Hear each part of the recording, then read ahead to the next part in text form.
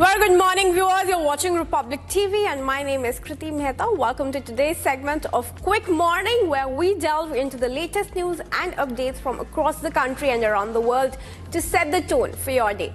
From tracking the unfortunate murder of a Chhattisgarh journalist to Prime Minister Modi's inauguration of the latest Namo Rail project, stay tuned to Republic as we continue to bring you the ground realities of these developments. And that's not all.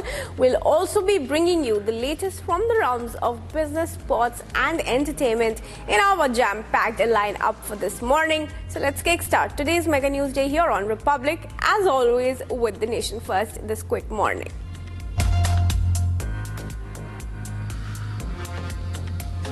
Prime Minister Narendra Modi is set to inaugurate a new section of the Namo Bharat rapid rail transit system in UP's Ghaziabad. Today, this new 12-kilometer stretch will connect Sahibabad in Ghaziabad to Ashok Nagar in Delhi, passing through Anand Vihar.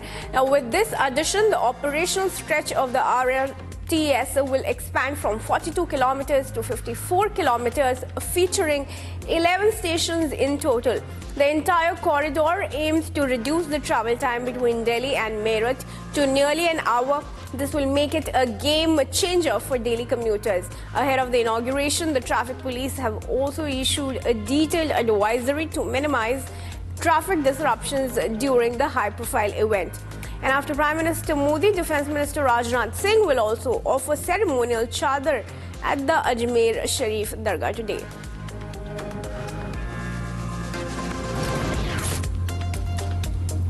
The chadar will be represented by Munawar Khan, who is the former vice president of the Dargah committee. Earlier, Union Minister Kiran Rijiju visited the Ajmer Sharif Dargah to offer a chadar on behalf of Prime Minister Modi.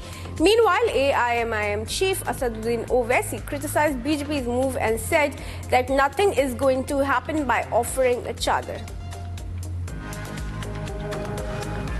देश का प्रधानमंत्री नरेंद्र मोदी जी का चादर को लेकर के हम आज यहाँ ख्वाजा मोइनुद्दीन चिश्ती अजमेर दरगाह में आने का सौभाग्य प्राप्त हुआ है।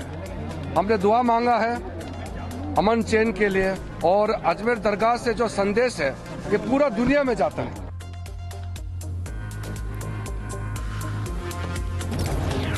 And outgoing US National Security Advisor Jake Sullivan is all set to visit India today for a final round of talks with his counterpart NSA Ajit Doval and other government top officials. The discussions will span a wide range of bilaterals, regional and global issues, and even to finalize some ongoing initiatives. His visit comes to India just 15 days before Biden prepares to wrap up his term as US President. Sullivan will also deliver a major India-centric foreign policy speech at IIT Delhi during his visit. The two national security advisors will take a stock of the progress that the two countries have made over the last 4 years. In journalist Mukesh Chandrakar's murder case, 3 people, including 2 relatives, have been arrested. Ritesh Chandrakar, who is the journalist's cousin, was arrested from Raipur airport, while supervisor Mahendra Ramteke and Dinesh Chandrakar, who is another relative of Mukesh, was taken into custody from Bijapur. Meanwhile, the mastermind behind this murder, contractor Suresh Chandrakar, is still absconding. As per police, Chandrakar had dinner with his cousins in Suresh's shed, and then an argument broke out between them. Ritesh and Mahendra allegedly attacked Chandrakar with an iron rod, killing him on the spot, and then hid his body in a septic tank. They also disposed of Mukesh's phone and the weapon used in the murder. Now, the Chhattisgarh government has set up an 11-member special investigation team to probe the murder. The government will also request the court for a speedy trial.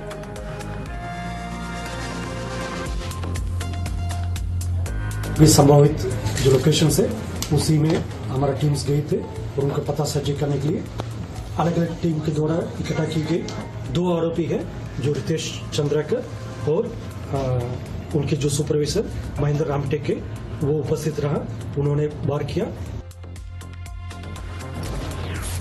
And in Atul Subhash suicide case, City Civil and Sessions Court in Bengaluru granted bail to his wife, mother and brother-in-laws. Now, the three had moved a joint bail plea on December 19 before the Sessions Court. Nikita Singhania, his wife, also moved to Karnataka and moved the Karnataka High Court to quash the abetment to suicide case against her and her family. The three accused were arrested by the Bengaluru police in Delhi and UP last month on the basis of a complaint filed by Atul Subhash's brother at the Marathalli police station in Bengaluru. Bengaluru techie Atul Subhash died by suicide after alleging harassment by his wife and in-laws. Advocate के through कम से कम 15 objections जो हैं वो हमने दिए थे कि bell oppose करने के लिए करीब 15 ऑब्जेक्शंस हमारे एडवोकेट्स ने और बाकी टीम ने, हमारी एडवोकेट की टीम ने तैयार किए थे इसमें, और वो एक स्ट्रांग ग्राउंड थे जो बेल अपोज करने के लिए। बट जजमेंट जो भी आया है वो कोर्ट का, वो हमें अभी पूरा मिला नहीं है, पूरी ऑर्डर की कॉपी आई नहीं है कि किस बेसिस पे जज ने ये बेल दिया है। And amid growing opposition to the disposal of Union Carbide waste in Pithampur, the Madhya Pradesh government has requested High Court to grant more time to carry out the task scientifically. A bomb hurled stones at the firm where 337 tons of Union Carbide waste linked to the Bhopal tragedy is proposed to be incinerated.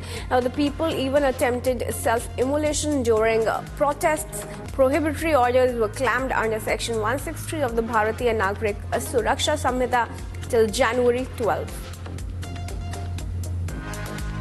देश का बल्कि पूरे भारतवर्ष का एक बहुत ही महत्वपूर्ण औद्योगिक केंद्र है और हर हाल में यहाँ की जो विकास की गति है वो बनी रहे, शांति व्यवस्था स्थापित रहे और आप सब लोग प्रगति करते रहें, इसके लिए हम सबकी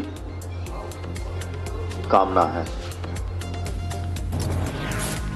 And a complaint has been filed against Congress's Rajya Sabha MP Imran Pratap Gharvi and former leader of opposition in Jamnagar Municipal Corporation, Altaf Khafi. Now, they posted a provocative video on social media. The video was recorded during a wedding ceremony organized by the charitable trust to celebrate Altaf Khafi's birthday. The music in the background allegedly incited disharmony and provoked religious and communal tension. District Police Chief Prem Sukh Delu has confirmed that an investigation is ongoing and the accused have been booked under various sections of the BNS, including Section 57 for enticing individuals to commit a crime and another section related to hurting religious sentiments. And in a tragic incident, a 32-year-old CISF Jawan allegedly shot himself with his service revolver when he was stationed at the Surat International Airport in Gujarat. Police said that he was soon taken to the hospital for treatment where he succumbed to his wounds. The body of the deceased Jawan has been sent for post-mortem examination. As per the police officials, a gunshot was heard from the toilet, and when CISF personnel reached the spot, they found the Jawan injured.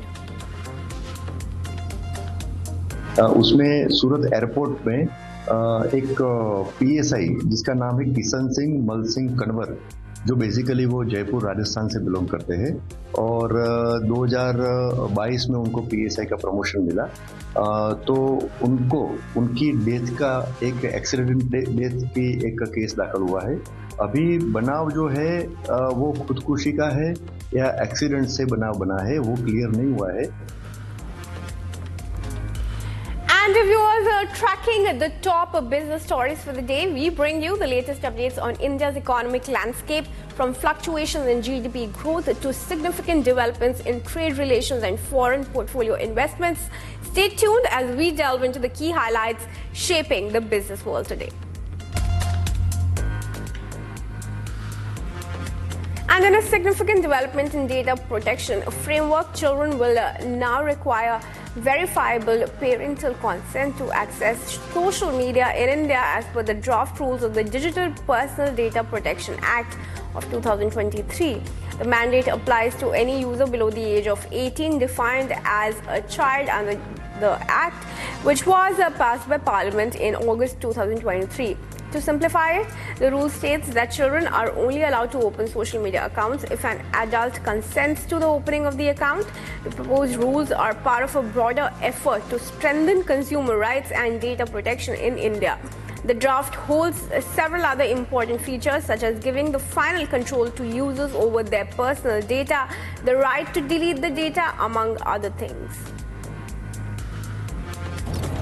And the Indian origin executive Kevin Parekh has assumed office as the Chief Financial Officer of Apple, replacing Luca Maestri, who had been serving as the Apple maker's CFO since 2014. Kevan, who joined Apple in 2013 and a current senior VP, will be reporting to Tim Cook, the CEO. As per CFO, Kevan oversees Apple's accounting, business support, financial planning and analysis, treasury, investor relations, international audit and tax function. Kevan, who has more than 20 years of expertise running worldwide financial teams for big corporates, will be enjoying an annual remuneration of $1 million boost. Now, before joining Apple, Kevan had top leadership positions at Thomson Reuters and General Motors, where he worked in Europe and Asia. Mark Mobius, the chairman of the Mobius Emerging Opportunity Fund, in an exclusive interview with Republic Business, has offered some optimistic forecast for India's two primary stock indices, Nifty and Sensex. Mobius has predicted a strong performance in the near future. Renowned for his expertise in emerging markets, he suggested that both indices are likely to see a 20% hike from current levels, though he cautioned against the uncertainty inherent in market predictions. Now, as per Mobius, sectors like technology, manufacturing and infrastructure are witnessing a boom, and that, coupled with steady influx of foreign investments into the country, could maintain India's stock market momentum. His forecast aligns with growing confidence of market watchers, who are expecting significant returns in the years coming by. Up next, the Reserve Bank of India has granted HDFC Bank Group approval to acquire an aggregate holding of up to 9.5% in the share capital or voting rights of Kotak Mahindra Bank Limited, AU Small Finance Bank Limited and Capital Small Finance Bank Limited. Now, the announcement made on January is valid for a year ending on January 2 of 2026.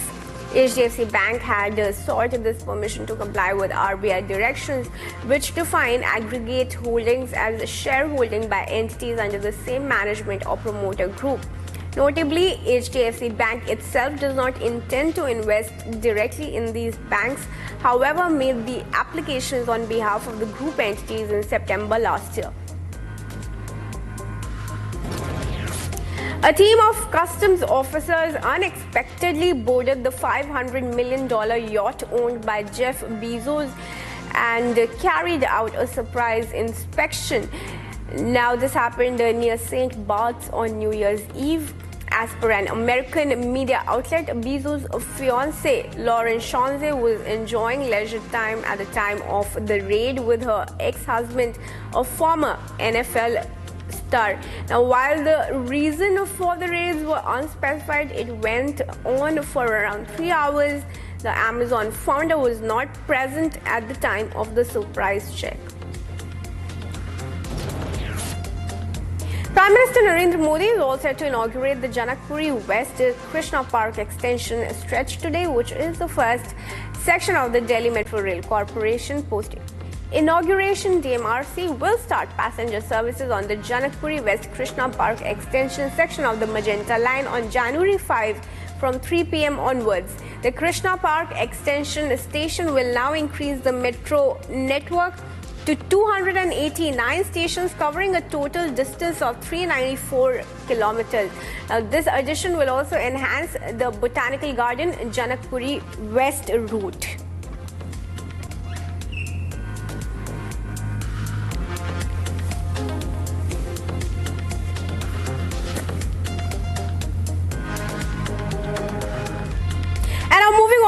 international segment where we are tracking the ground pulse of some of the biggest global headlines. Today, we delve into significant developments from around the world, from diplomatic tensions in the Middle East to bilateral meetings shaping global relations.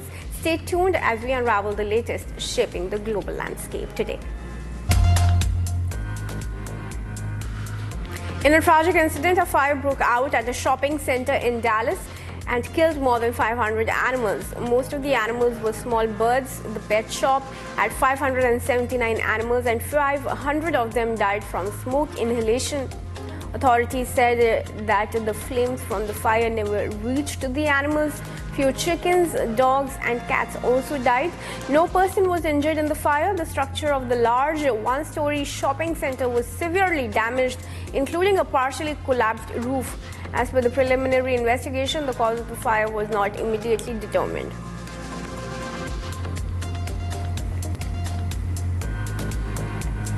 And an array of ice sculptures on display attracted tourists at Harbin Ice and Snow World in Harbin, which is the capital of the northeast Chinese province. Craftsmen were busy carving ice sculptures in different postures on Saturday. The ice sculptures have become another internet celebrity and attracted throngs of tourists to the Chinese ice city. Located in the golden latitude zone of ice and snow, Harbin is one of the 3 major powder snow bases in the world. In the new snow season, the national scenic spot used 100,000 cubic meters of snow and 300,000 cubic meters of ice to create dozens of ice sculptures. The attraction is expected to remain open for a longer while this season, with more icy scenery on the way.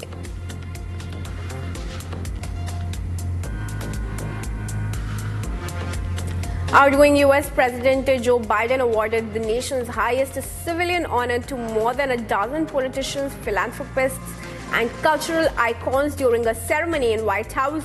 A total of 19 individuals received the Presidential Medals of Freedom, including former Secretary of State Hillary Clinton and controversial philanthropist billionaire George Soros. Now, Soros' award was received by his son Alex Soros. 4 people were honored posthumously. For the final time as President, I have the honor of bestowing the Medal of Freedom on our nation's highest civilian honor on a group of extraordinary, truly extraordinary people who gave their sacred effort. Former U.S. President Jimmy Carter's funeral procession made a stop outside the Georgia Capitol, where the state officials stood for a moment of silence to honor him. Carter's long goodbye began with the 39th U.S. president's flag-draped casket rolling through his tiny hometown and past his boyhood farmhouse, which then made its way to Atlanta. The Carter family is accompanying their patriarch to start his 6-day state funeral. Thousands gathered in Tel Aviv to protest against the Israeli government and demanded to release the remaining hostages in Gaza. Families of hostages criticized Prime Minister Netanyahu's handling of the war in Gaza and his government's failure to secure a hostage deal. Netanyahu's office said that efforts are ongoing to bring the hostages home. Protesters and police even clashed as the situation escalated. A fire too started in the middle of a highway and protesters were carried away from the scene by the officers. The protest also called for an end to Israel-Hamas war. Mr. President, sir, do not agree to a partial hostage deal. That is a confirmed death sentence to those left behind, and it will ensure the war drags on aimlessly and endlessly. Please, Mr. President, do not agree to this partial deal. Secretary General Naim Qassem said that the military group would not be tied to a specific time frame in the ceasefire with Israel. Speaking from an undisclosed location, he stressed that the recent conflict with Israel has blocked Israel's path to having any hopes in Lebanon. A fragile ceasefire between Israel and the Lebanese militant group Hezbollah has held up for over a month, even as its term seems unlikely to be met by the agreed upon deadline. So far, Israel has withdrawn from just 2 of the dozens of towns it holds in southern Lebanon, and it has continued striking what it says are bases belonging to Hezbollah, which it accuses of attempting to launch rockets and move weapons before they can be confiscated and destroyed. Hezbollah has severely diminished during nearly 14 months of war, has threatened to resume fighting if Israel does not fully withdraw its forces by the 60-day deadline. And thousands of civilians in a remote part of the northeastern Ethiopia are being evacuated after potentially dangerous volcanic activity. The evacuations come after steam eruptions have been since a few days from the long-dormant volcano of Mount Dauphin.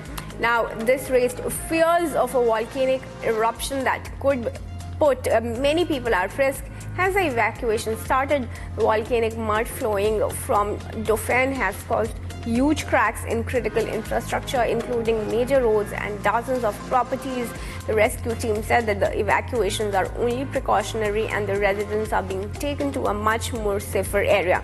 This particular region is also prone to drought, famine, and flooding that has caused many evacuations in the recent years.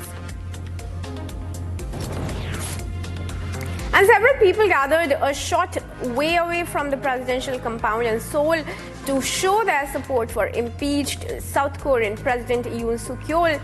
Many supporters stayed throughout the night to not only show their support but also waited for the possible arrival of the investigators. Many believe investigators will try again sometime over the weekend, saying that they will do whatever they can to prevent that from happening. Meanwhile, several anti-Yoon protesters also gathered in central Seoul and demanded the immediate release of impeached South Korean president. The country's anti-corruption agency said it withdrew its investigators after the Presidential Security Service blocked them from entering Yoon's residence for hours.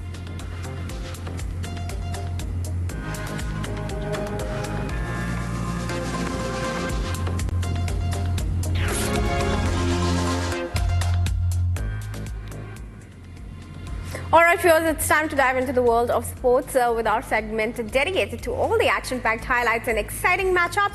Keep listening to all the buzz right here on our sports segment. Rishabh Pant smashed the fastest test half-century on Australian soil by a visiting batter during the ongoing 5th test of the Border Gavaskar Trophy Series at SCG. Pant completed his 50 of 29 balls with the help of a 6 against Mitchell Starc. Indian quick Prasidh Krishna has confirmed that Jasprit Bumrah is suffering from back spasms in Australia and is being monitored by the Indian medical staff ahead of a crucial third day in the Sydney test of the final test. After Australian pacer Scott Boland dismissed India's premier batter Virat Kohli once again at SCG, former great Mark Waugh has made a tall claim. Waugh reckons Boland has got a spell on Kohli.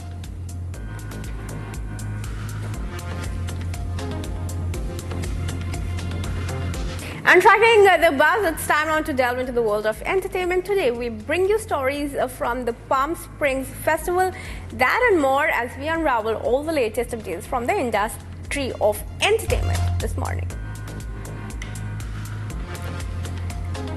US President Joe Biden bestowed the Presidential Medal of Freedom to 19 of the most famous names in politics, sports, entertainment, civil rights, LGBTQ+, advocacy and science in a White House ceremony on Saturday. Among notable awardees were Denzel Washington, Bono and Michael J. Fox, who were awarded the United States' highest honor. Other recipients include former Secretary of State Hillary Clinton, American fashion designer Ralph Lauren, President Vogue Editor-in-Chief Dame Anne Wintour, and British conservationist Dame Jane Goodall. An indie filmmaker, Jeff Bain, who was married to his frequent creative collaborator and actor Aubrey Plaza, has died. He was 47. Baina was found dead Friday at a Los Angeles County home, according to a medical examiner's records. The circumstances were unclear Saturday. The records indicated that the medical examiner's office was investigating and the cause of the death was released. Bera co-wrote David O. Russell's 2004 film I Heart Huckabees and wrote and directed 5 of his own films, mostly dark comedies. And that's a wrap on this segment of Quick Morning, but stay tuned to Republic TV as we continue to bring you news from across the country and around the world right here.